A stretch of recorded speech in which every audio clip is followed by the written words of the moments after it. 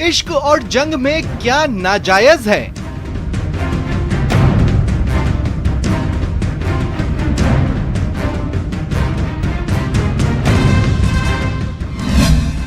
सच हो झूठ हो सब जायज है।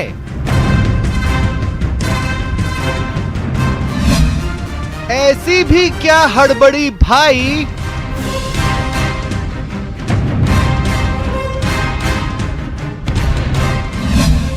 अपना उनका न दे दिखाई।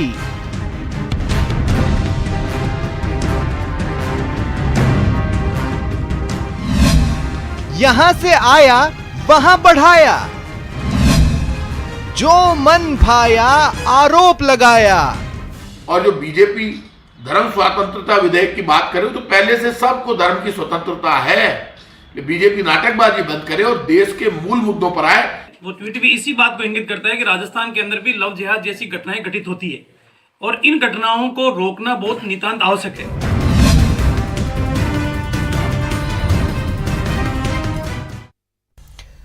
अश्वत्थामा हतो नरो व कुंजरो, यानी अश्वत्थामा मरा है, मानव या हाथी पता नहीं।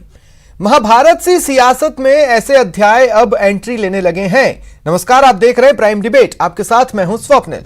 किसी बात के पांव हो ना हो क्या फर्क पड़ता है, सियासत उस बात को उड़ान देने के लिए पंख लगा देती है। बीजेपी के दिग्गज सतीश पूनिया आज सोशल मीडिया पर जिस बात को पंख देकर उड़ान देने की कोशिश कर रहे थे, वो दरअसल बीजेपी के शासनकाल की ही घटना थी। तो ये डिबेट लव जिहाद पर भी है और इस बात पर भी कि दल अपनी सियासत को सूट करता देख बिना आगा पीछा देखे बातों को पंख लगाकर सोशल मीडिया पर उड़ा देते हैं।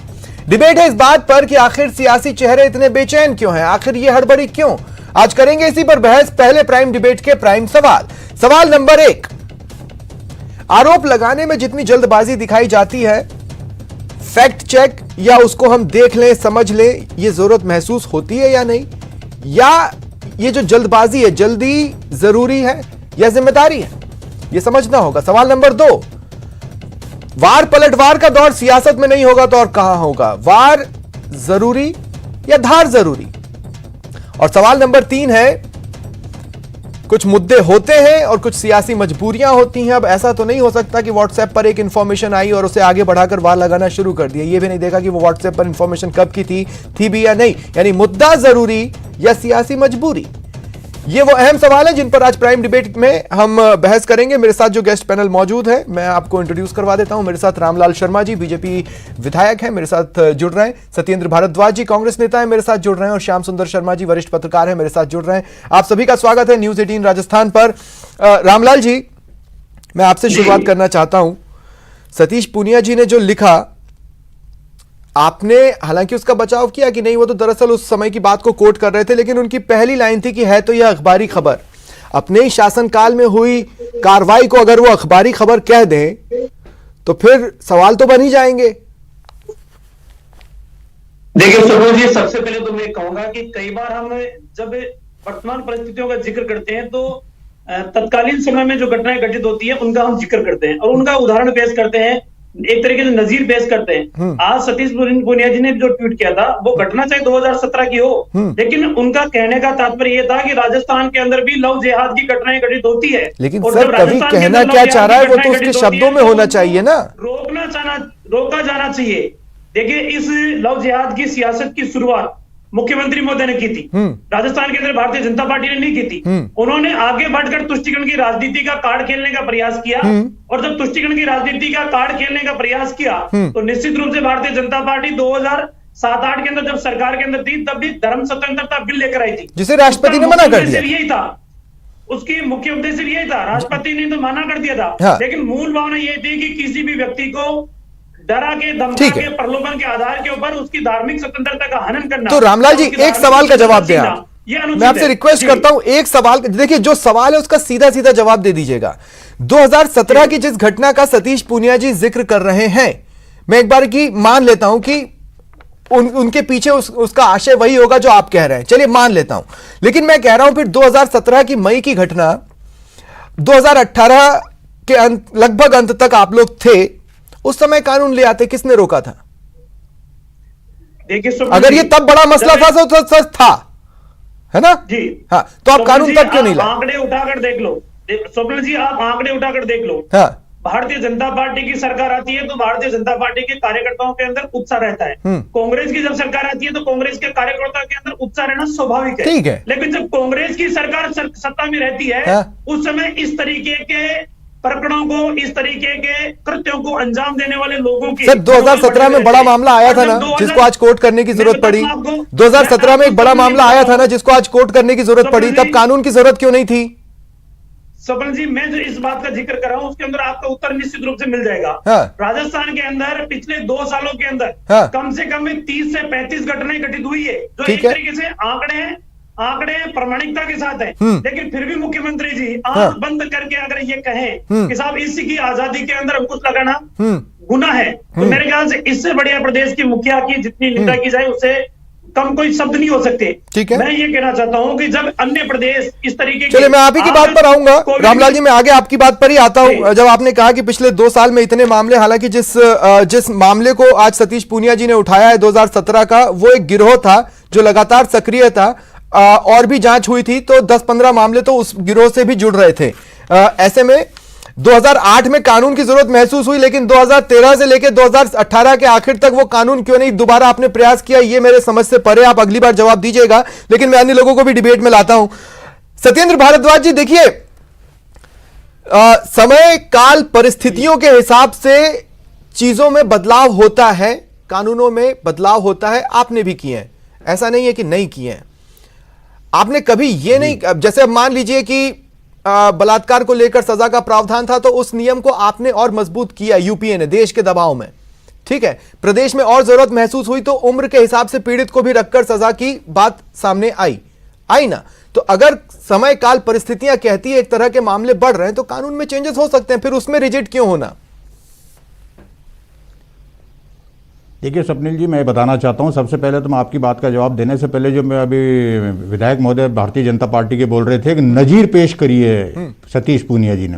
नजीर अच्छी चीज की पेश करी जाती है, गंदी चीज की और बेकार चीज की कभी नजीर कामयाब नहीं होती है, सफल नहीं होती है। नजीर आप पेश करिए देश के लिए, राज्य के लिए, कोई उत्थान के लिए। नजीर आप ऐसी पेश मत करिए कि आपका आंतरिक जो झगड़ा है, मुझे लगता है जो इन्होंने नजीर पेश करी है भारतीय जनता पार्टी का जब शासन था, वसुंधरा जी मुख्यमंत्री थी, उस वक्त वसुंधरा जी की मुख्यमंत्री और वर्तमान अध्यक्ष के जो तनाव है, हाँ। उसको देखते उन्होंने ये नजीर उठा। ठीक है, अब सवाल का जवाब दे दें। साफ जाहिर होता कि इनका आंतरिक कलह नहीं, मैं सवाल का जवाब दे रहा हूं। दूसरा यह है, देखिए, अगर कोई भी चीज जिसके अंदर कोई भी आदमी अपने तुष्टिकरण के लिए कोई ऐसी चीज लाता है, हमें बताने की रामलाल जी आप चुप रहे, मैं आपकी बात का जवाब, मैं आपसे ये निवेदन कर रहा हूं, आप सुनने का भी मादा रखा करें। आप लोग सुनिए नहीं है, सब आप जो जवाब देना चाहते, आप जो रामलाल जी को जवाब देना चाहते थे सत्येंद्र जी, आपने दे दिया। अब आप मेरे सवाल पर आ जाए। सवाल बेहद स्पेसिफिक है, समय काल परिस्थितियों के हिसाब से कानून लाए जाते हैं या उनमें सुधार होता है? ये भारतीय जनता पार्टी के लोग जिस तरह कार्यकर्ताओं की बात करते हैं, भारतीय जनता पार्टी के लोग अपनी चरित्र की बात करते हैं। आप जवाब नहीं देंगे? दोहरा तरह का चरित्र है। अब मैं आपकी बात का जवाब मैं जवाब दे रहा हूं आपका, वो बीच में बोल रहे थे। ठीक है, अब सत्येंद्र जी जवाब दें प्लीज।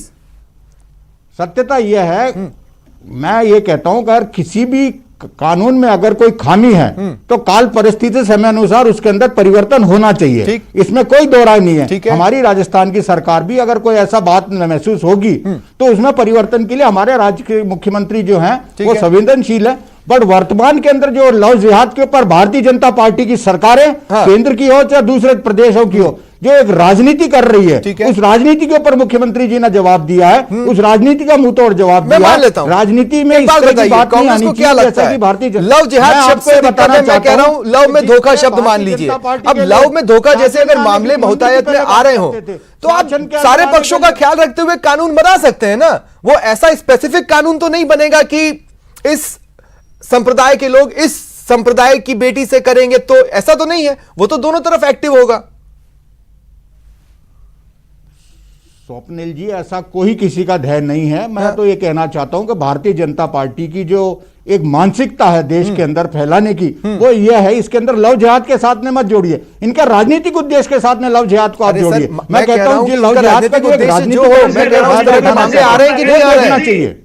इसमें राजनीतिक उद्देश्य कौन सा आ गया? रुकिए ना रामलाल जी, मैं ये कह तो रहा हूं घटनाएं घटित होती है। चाहे आप एक बात बताइए, उनको सजा मुझे मिलनी एक चाहिए। बात का जवाब दे दीजिए। आपका राम मंदिर, हाँ? आपने सबसे पहले राम मंदिर का मुद्दा उठाया देश के अंदर शासन में आने हाँ? के लिए। हाँ? आपने सबसे पहले, उसके बाद में लव जिहाद के, और इस वर्तमान में मुद्दा उठा रहे हैं। आप देश के अंदर जो कोरोना की सतेन जी, स्थिति चल रही है, उसके ऊपर कोई बात नहीं कर रहे। देश के अंदर इस महामारी से कैसे लड़ा जाए, सतेन जी, देखिए, है सरकार को क्यों नहीं सहयोग? वो उसमें तो आप लोग भी फंसे हैं, उस चाल में तो आप लोग भी फंसे। आपको भी अपने नेताओं के धर्म और ये सब बताने की जरूरत महसूस हुई, गोत्र बताने की जरूरत महसूस हुई थी सतेन जी, लेकिन सवाल बेहद सीधा सा है, उनकी राजनीतिक मंशा जो भी हो, मामले आ रहे हैं या नहीं, चल रहा है, उसमें आप सकारात्मक क्यों नहीं चलते हैं? चलिए ठीक है, ठीक है, ठीक है, मैं आगे आप दोनों के पास आता हूं, लेकिन श्याम सुंदर जी, अब मैं आपको भी डिबेट में लाना चाहता हूं। देखिए, मेरा मुख्य मकसद जो आज डिबेट लाने का था, वो लव जिहाद पर बातचीत तो थी, लेकिन यह भी था कि किस तरह से बिना आगे पीछे देखे तड़ से आरोप जड़े जाते हैं। देखिए, राजस्थान के किसानों का फोटो इस्तेमाल कर प्रियंका गांधी जी योगी सरकार को कोस चुकी है। आज सतीश पूनिया जी अपने शासन में हुए एक घटना को उठाकर राजस्थान की कांग्रेस सरकार को कोसना चाहते हैं। ये जो है ना कि एक मसाला आया है, तड़ से मारो, ये सियासत का असली चेहरा है आज का। देखिए स्वप्निल जी, क्योंकि पहले जो भी नेता कोई मामला उठाता था तो जांचता था, परखता था, सारी बातें होती थी। अब कोरोना काल चल रहा है, सतीश जी को इतनी जल्दबाजी में इस तरह का ट्वीट कर देना, और फिर रामलाल जी ने आज भाजपा कार्यालय में भी उनका पक्ष लिया है और कहने का प्रयास किया है कि ऐसा घटना होती रहती है, होती है, मैं कहना नहीं कर रहा हूँ। लेकिन आप देखिए, मुख्यमंत्री जी के ओएसडी जो है लोकेश, उन्होंने उनका जवाब दिया है। एक बड़ी विचित्र स्थिति हो रही है कि उन्होंने कहा है कि ये तो घटना ही मई 2017 की है, जबकि मुख्यमंत्री वसुंधरा राजे सरकार थी। लेकिन सही बात है, उस सीकर में गिरोह सक्रिय था, और वो सक्रिय वो मुस्लिम लोग थे, उसमें था, स्पष्ट आ गया था कि बहुत सारी लड़कियां फंसाई गई थी। उसके बाद वो फोटो जाहिर करते थे, उसको बदनाम करते थे, और उसने फिर करके के उसको धंधे में उतार दिया गया। तो जग जाहिर है, अगर आप पहले जांच लेते, परख लेते कि ये मुद्दा क्या है, तो आपको आज पीछे नहीं हटना पड़ता, क्योंकि आप जिम्मेदार व्यक्ति हो, विधायक भी हो, और उसके बाद एक पार्टी के और एक और चीज मैं कह रहा हूं कि लव जिहाद शब्द को अगर हम हटाकर भी देखें श्याम सुंदर जी, लव जिहाद शब्द को न दें, हम किसी और शब्द को मान ले, तो इस तरह के मामले आते हैं। मैं कह रहा हूं जो कानून बनेगा वो तो धर्मनिरपेक्ष होगा ना। अगर बनता है तो, नहीं बनेगा तो बात अलग है, लेकिन अगर बनता है तो वो धर्मनिरपेक्ष होगा। वो किसी एक धर्म के खिलाफ कैसे है? अब देखिएगा स्वप्निल जी, क्योंकि यूपी सरकार ने बना दिया है, अब ये चार, मध्य प्रदेश, कर्नाटक और हरियाणा बनाने की तैयारी कर रहा है। राजस्थान की स्थिति, क्योंकि कांग्रेस इस तरह का कानून बनाने की स्थिति में नहीं है, क्योंकि वो वोटों की राजनीति हर एक को लुभाती है। अब ये बार बार कह रहे थे कि तुष्टीकरण की राजनीति हो रही है। पहली बार राजस्थान में भाजपा ने देखिएगा कि जो पार्षदों के टिकट दिए, कितने लोगों को दिए? 19 लोगों को दिए इन्होंने इस बार मुस्लिमों को। अगर ये पहले कहते, पहले केवल एक को देना पड़ा था, टॉक में इन्होंने यूनुस खान को दिया था। किस परिस्थिति में से ये पता है कि ये किस अपने राजनीतिक, इससे आपने एक बहुत अच्छी बात मुझे याद दिलाई रामलाल जी, मुझे इस बारे में जानकारी देंगे रामलाल जी। आज बीजेपी अल्पसंख्यक मोर्चा कुछ अधिकारियों से मिला और उन्हें ज्ञापन दिया और ये बोला कि अल्पसंख्यकों की अनदेखी हो रही है। अगर कांग्रेस अल्पसंख्यकों की अनदेखी कर रही है और तुष्टीकरण की राजनीति कर रही है, ये दो बातें आपस में मेल नहीं खाती हैं। अगर वो अल्पसंख्यकों की अनदेखी कर रहे हैं तो वो कानून लाने को तैयार हो जाएंगे। आप कहना क्या चाहते हैं? सबसे पहले तो हाँ, जी, सबसे पहले तो मैं इस बात का जवाब दूंगा। अभी श्याम जी ने कहा कि वो एक सीकर के अंदर घटना घटित हुई थी और उसके बाद में एक गिरोह था। ठीक है श्याम जी, आप जो कह रहे हो मैं उसके अंदर मान लेता हूँ, लेकिन मेरे पास आंकड़ों से मैं बताने के लिए तैयार हूँ कि जयपुर के अंदर, जोटवाड़ा के अंदर घटना घटित हुई, विद्याधर में घटना घटित हुई, कर्दनी के अंदर घटना घटित हुई, खो नागौर के अंदर घटना घटित हुई। ये घटनाएं पिछले 2 सालों के अंदर है जो लव जिहाद से जुड़ी हुई है। इसके अलावा राजस्थान के अंदर तो 2017 अगर अलार्म था तो आप तभी कानून बना लेते ना रामलाल जी। ये तो फिर मैं उसी सवाल पे लौट रहा हूँ। लेकिन स्वप्निल जी, मैंने पहले कहा है कि जिसकी सरकार रहती है उनके कार्यकर्ताओं के अंदर उत्साह है। ये तुष्टीकरण की राजनीति करने वाली सरकार है और तुष्टीकरण की राजनीति करने वाली सरकार। फिर मेरा सवाल वही है कि आज आप ज्ञापन सौंप रहे हैं कि सरकार अल्पसंख्यकों की अनदेखी कर रही है। आज ही सौंपा है सर? नहीं, आज ही सौंपा है। ये तो राजस्थान के अल्पसंख्यक क्या, राजस्थान के सभी समुदायों का एक तरीके से उपेक्षा करने का काम कर रही है। आज अगर राजस्थान वो के हालात अनदेखी क्या है? कर रहे हैं, फिर आप बड़े-बड़े कह रहे हैं वादे करके तुष्टीकरण आए की हैं। सियासत कर रहे हैं, ये तो बातें मैं मेल कह रहा कैसे हूं, खाती 2 हैं? साल के अंदर स्वप्न जी 2 साल के अंदर 1 किलोमीटर सड़क बनाने का काम राजस्थान की सरकार ने नहीं किया।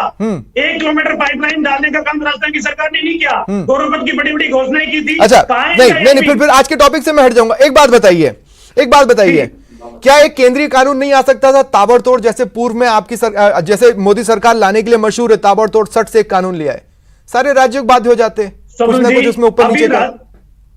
सपन जी, अभी राज्यों के अंदर जो घटनाएं घटित हो रही है, राज्य उन घटनाओं से चिंतित है, और वो राज्यों के अपने घटनाओं से चिंतित होने के नाते वो अपना प्रदेश का कानून लेकर आ रहे हैं। आवश्यकता होगी तो केंद्र सरकार भी कानून लेकर आएगी ना, क्या दिक्कत है? पहले भी वो कानून लेकर आई है। हाँ, मैं तो कह रहा हूं, ताबड़तोड़ लाते हैं, फिर इस बार क्यों वेट किया? नहीं, मेरी बात सुनिए स्वप्न जी। आज जिस तरीके से कोविड की बीमारी से हम सब लड़ाई लड़ रहे हैं, केंद्र सरकार भी, राज्य सरकार भी बार बार एडवाइजरी जारी कर रही है, कानून भी बना रही है, तो जो तत्कालीन परिस्थितियां होती है, परिस्थितियों के अनुसार कानून बनाना पड़ेगा। और लव जिहाद वर्तमान की परिस्थितियों के अंदर नितांत आवश्यक है कानून बनाना। मैं चाहूंगा कि मुख्यमंत्री जी को सद्बुद्धि आए, राजस्थान के अंदर भी लव जिहाद जैसे प्रकरणों के जब आपकी सरकार आएगी, आपके कार्यकर्ता उत्साह होंगे, तब एकाएक आपको महसूस होगा कि नहीं, इस वक्त इस तरह के मामले नहीं आ रहे, इसलिए अभी हम कानून नहीं बना रहे राजस्थान में। पता नहीं मुझे क्या होगा भविष्य में, लेकिन जिस तरह का आपका जवाब है उसको तर्क से मिला के मैं देख रहा हूं। सत्येंद्र जी को मैं दोबारा डिबेट में लाना चाहता हूं। सत्येंद्र जी, मैं आपके पास आ रहा हूं।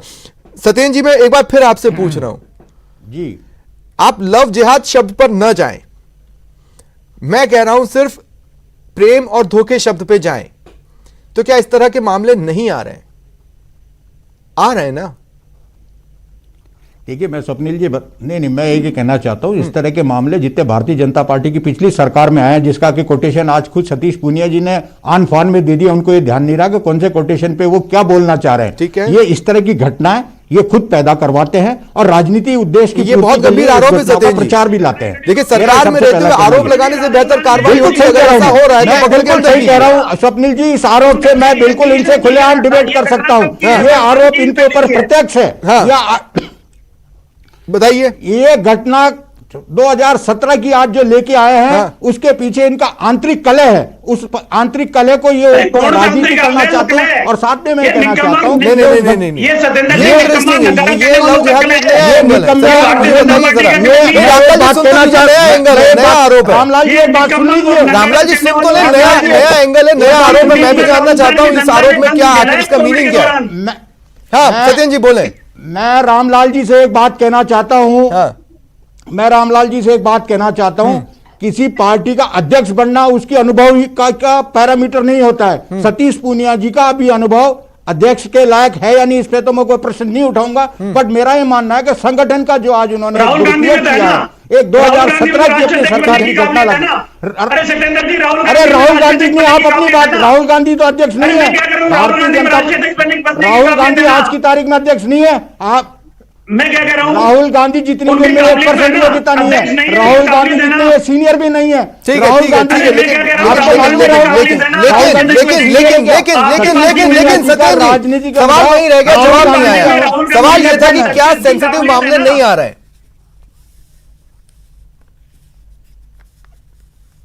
स्वप्निल जी, क्या दोबारा पूछेंगे? सत्येंद्र जी, क्या सेंसिटिव मामले नहीं आ रहे हैं? नहीं, सेंसिटिव मामले आ रहे हैं। मैं इस पे कोई डिबेट में नहीं परिवर्तन करना चाहूंगा। सेंसिटिव मामलों का राजनीतिकरण हो रहा है, मैं ये कहना चाहूंगा यहाँ पे। और राजनीतिकरण करने के अंदर भारतीय जनता पार्टी को जितनी पारंगतता है, मैं आपसे ये कह रहा हूं, नहीं, कानून की बात जो ये बात कर रहे हैं, नहीं, कानून की बात जो देखिए, कानून के ऊपर अध्ययन होता है, हर चीज का पहलू देखा जाता है, उसके बाद कानून बनाया जाता है। भारतीय जनता पार्टी जैसे किसान विरोधी कानून लेके आई, बिना आन फान के अंदर कानून नहीं, मैं ये कह रहा हूं, भारतीय जनता पार्टी अभी किसान विरोधी कानून 3 लेके आई। क्या उसने विपक्ष के साथ में चर्चा करी? क्या किसानों के प्रतिनिधिमंडल से बात करी? हर कानून को बनाने विचार कर सकते हैं। मेरी बात पूरा करने दीजिए। किसी भी कानून को बनाने के लिए उसका पहले से क्या नाम से सब दलों के साथ में मीटिंग होनी चाहिए, समाजों के साथ में उसका संवाद होना चाहिए, और उसके बाद में जो भावना निकल के अगर वो कानून बनता है तो कानून की प्राथमिक। मैं आपसे कहना चाहता हूं, बीजेपी के अलावा समाज भी आना चाहिए, सब आने चाहिए। कानून अगर बनाना है किसी के ऊपर, तो सबकी एक राय होके उसका जो रिजल्ट आए उसके ऊपर कानून तो आप ऐसा करेंगे क्या? कानून के परिणाम सकारात्मक आते हैं। आनंद फानन के अंदर जिसके भारतीय जनता पार्टी ने अभी किसान विरोधी केंद्र सरकार ने बिल लाए, हम इस तरह के किसी कानून की समर्थन में नहीं है। कानून बनाने के लिए आप समर्थन में नहीं है, ये स्टेज क्लियर काल के अंदर माननीय मुख्यमंत्री जी ने, ठीक है। नहीं रामलाल जी क्या कह रहे हैं बोले, फिर मुझे श्याम जी से पूछना है, क्या बोल रहे हैं आप रामलाल जी? सत्येंद्र जी, यूपीए सरकार के समय जब संसद के अंदर कोई बिल पेश किया जाता है और उसको एक पार्टी का राष्ट्रीय अध्यक्ष फाड़ के फेंक दे, कैसे बिलों की कोई रामलाल जी, आप ऐसे लोग, रामलाल जी ऐसा कोई कानून आप बिहार में लाएंगे क्या? ऐसा कोई कानून आप बिहार में लाएंगे क्या? जो एक पार्टी का ऐसा कोई कानून आप बिहार में लाएंगे क्या? कि मैं ऐसे बिलों के ऐसा कोई कानून बीजेपी जेडीयू के साथ मिलकर बिहार में लाएगी क्या? देखिए शुक्ला जी, जिन जिन राज्यों के अंदर इस प्रकार की घटनाएं घटित होगी, भारतीय जनता पार्टी पूरी मजबूती के साथ देखते हैं बिहार में देखेंगे। सत्येंद्र जी आपने हाथ उठाया, बोले, फिर मैं श्याम जी से पूछता हूँ। सत्येंद्र जी आपने हाथ उठाया, बोले जल्दी से। जहां जहां भारतीय जनता पार्टी, ठीक है सत्येंद्र जी, ऐसे कानूनों को लाने का प्रयास करेगी। ठीक है। हाँ सत्येंद्र जी क्या बोल रहे हैं आप, शॉर्ट में बोले। मैं ये कह रहा हूं, ये बिहार वाली जो आपने इनसे बात पूछी, हाँ। ये भारतीय जनता पार्टी के लोग किसी कानून को बनाने के लिए पहले विपक्ष के साथ में संवाद क्यों नहीं करते, राय मशवरा क्यों नहीं करते? मैं ये कहना चाह रहा था यहाँ पे, ये जो बिल फाड़ने की बात कर रहे हैं, उससे पहले इस बात का मुझे जवाब दे दे कि ये भारतीय जनता पार्टी के लोग लोकतंत्र में विश्वास करते हैं नहीं करते, संविधान पे विश्वास करते हैं नहीं करते? श्याम सुंदर जी, अब मैं आपके पास आ रहा हूं। श्याम सुंदर जी देखिए, बहुत सिंपल सी बात है, जैसा कि मैंने रामलाल जी से भी पूछा, कांग्रेस ने तो स्टैंड क्लियर कर दिया, जब तक हम नहीं लाएंगे। लेकिन आज इंटरेस्टिंगली दो घटनाएं हुई, एक सतीश पूनिया जी का ट्वीट और दूसरा बीजेपी का अल्पसंख्यक मोर्चा ये शिकायत करने पहुंचा कि अल्पसंख्यकों की अनदेखी करती है कांग्रेस सरकार। दूसरी तरफ बीजेपी कहती है कि नहीं, ये तुष्टीकरण की राजनीति में बिजी है। ये दोनों ही बातें बीजेपी की तरफ से आ रही हैं जो आपस में मेल नहीं खाती हैं। नहीं देखिए, बीजेपी की बात आज बीजेपी, क्योंकि जिस प्रकार से पंचायत चुनाव चल रहे हैं, शहरी निकाय के चुनाव चल रहे हैं, अब लव जिहाद के आधार पर ये चुनाव जीतना की बात करते हैं क्या? आज लव जिहाद की बात नहीं है, आज तो कोरोना की बात सबसे ज्यादा भयंकर है। अब ये कह रहे हैं कि कानून बनना चाहिए। कानून तो बनने के लिए आपकी सरकार आएगी जब बात कर सकते हो। अभी आप, सही बात है कि आप यूपी में सरकार में हो, यूपी में बात कर रहे हो, मध्य प्रदेश में सरकार में वहां बात कर रहे हो, हरियाणा में बात हो, लेकिन राजस्थान में तो क्योंकि आपकी सरकार है नहीं, अब तुष्टीकरण की बात बार बार कहते हो। आपने भी तुष्टीकरण अब इस बार अपना लिया जब पार्षदों के मेयर के चुनाव आए, लेकिन देखिएगा कि कांग्रेस के ऊपर जब तुष्टीकरण की बात कर रहे हैं तो ये मेयर नहीं बना। कांग्रेस चाहती तो बन सकता था ना, यहाँ तो उनकी शिकायत भी ओबीसी की आने की बात भी हो रही है यहाँ पर, ओबीसी आने की बात, और ये कह रहे हैं कि ओबीसी कौन है क्या है। तो आने वाला चुनाव जो होगा 2023 में हमारा चुनाव होगा, 2022 में यूपी का चुनाव होगा, तो उस वक्त आप देखिएगा रंगत अलग बदलाव आ जाएगा। अब मुस्लिम में लेकिन कांग्रेस पकड़ नहीं, लेकिन श्याम सुंदर जी आपसे बातचीत के दौरान एक और सवाल मेरे दिमाग में आ गया। रामलाल जी ने शुरुआत इस बात से की थी कि जिस समय जिसकी सरकार होती है उसके कार्यकर्ता एक्साइटेड होते हैं। रामलाल जी, एमपी में तो लंबे समय से बीजेपी की सरकार थी, बीच में 1.25 साल के लिए कांग्रेस आ गई मान लीजिए, जिसको हटा के आप दोबारा सत्ता में आ गए, तो उस 1.25 साल में ऐसी कोई चिंगारी उठ गई होगी शायद जो वहां पर कानून की जरूरत महसूस हो गई, नहीं तो ये हालात बीजेपी शासन में ही बने वहां पर एमपी में। देखिए स्वप्न जी, घटनाएं घटित होती है, उन घटनाओं के पीछे मेन मुख्य उद्देश्य ये है कि उन घटनाओं के ऊपर अंकुश लगने का काम करे। अब जब 1.25 साल से कांग्रेस की सरकार है, जब घटनाएं बढ़ने लगी है, आज जैसे कोविड की कल्पना किसी ने नहीं की थी, लेकिन जब कोविड बीमारी आ गई तो बीमारी का इलाज जरूरी है, और इसका इलाज कानून के दायरे में अगर करना चाहिए, कानून के दायरे में। बीमारी आपके रहते आ गई, आप ही का रहते आगे, हमारे रहते नहीं है, 1.25 साल में बनती है बीमारी। अच्छा, 1.25 साल बीमारी बनवाने का काम कांग्रेस के शासन में होता है। ठीक है, शुक्रिया आप तीनों का मेरे साथ जुड़ने के लिए, राज इस चर्चा में शामिल होने के लिए। ये था आज का प्राइम डिबेट। नमस्कार।